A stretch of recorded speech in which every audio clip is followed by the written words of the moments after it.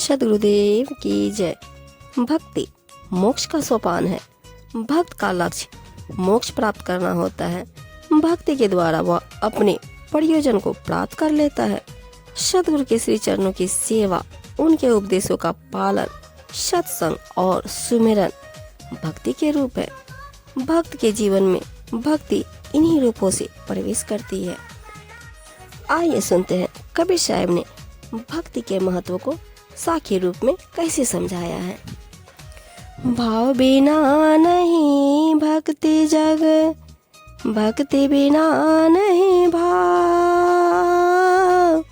भक्ति भाव एक रूप है, दो एक स्वभाव कबीरा, दो एक स्वभाव।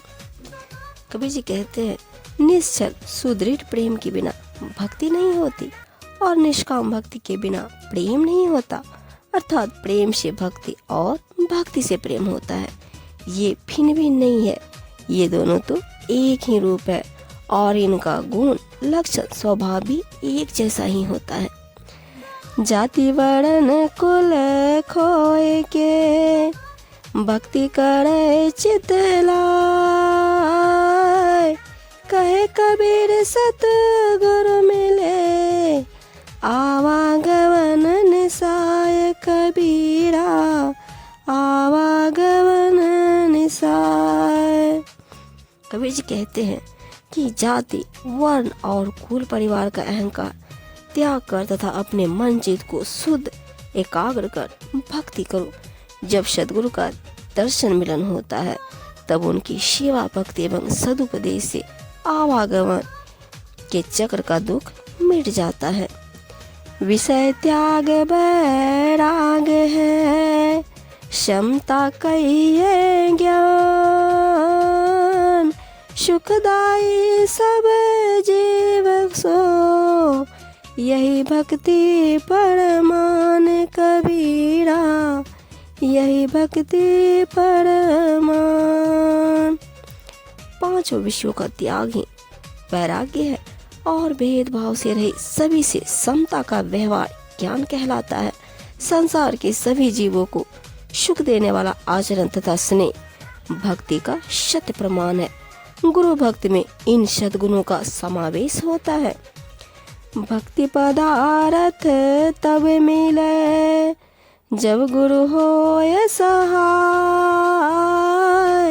प्रेम प्रीति की भक्ति जो, पूर्ण भाग मिलाए कबीरा, पूर्ण भाग मिलाए।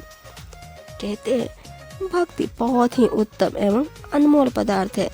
यह पदार्थ तभी मिलता है जब पूर्ण सद्गुरु स्वयं से सहायक हो, उनका सत ज्ञान प्राप्त हो। प्रेम प्रीति से परिपूर्ण भक्ति तभी प्राप्त होती है जब सद्गुरु की कृपा से पूर्ण सौभाग्य मिले। जब लग भक्ति सा काम है, तब लगने से फल से। कहे कबीर यह क्यों मिले, निकामी निज देव कबीरा, निकामी निज देव।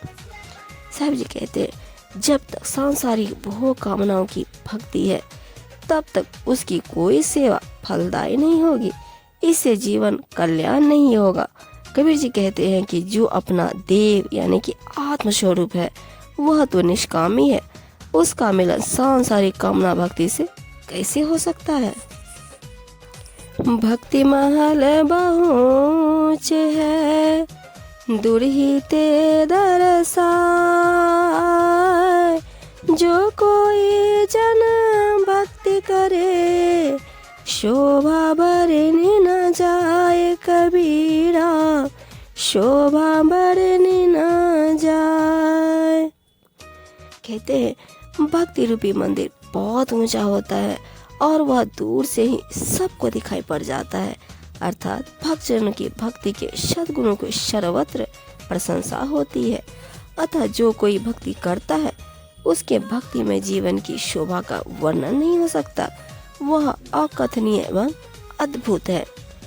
भक्तन की यह रीति है, बंधे करे जो भाव, परमार्थ के कारणे यह तन रहो की जाव कबीरा, यह तन रहो की जाव।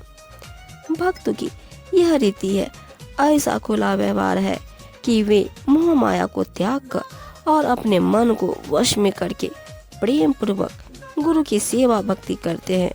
उत्तम शुभ कार्यों तथा अन्य जनों के उपकार के लिए उनका शरीर चाहे मिट जाए, परंतु वे उसे अवश्य ही करते हैं।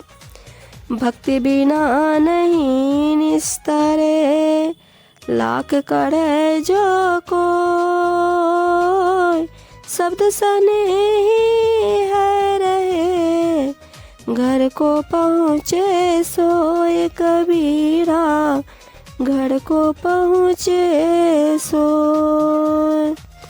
कहते हैं भक्ति के बिना उद्धार होना संभव नहीं है। चाहे लाख प्रयत्न करो, वे सब व्यर्थ ही सिद्ध होंगे। जो केवल सद्गुरु के प्रेमी है, उनके सत्य ज्ञान का आचरण करने वाले हैं, वे ही अपने उद्देश्य को प्राप्त कर सकते हैं, दूसरा कोई नहीं। भक्ति कठिन अति दुर्लभ, भेष सुगम नित सोय,